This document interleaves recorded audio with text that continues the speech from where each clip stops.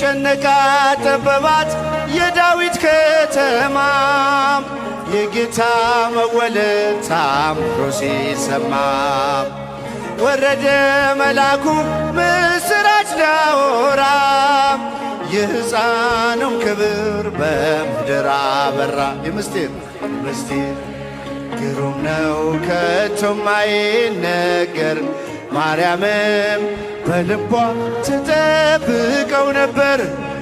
ምስጢር ግሩም ነው ከቶም አይነገር ማርያምም በልቧ ትጠብቀው ነበር።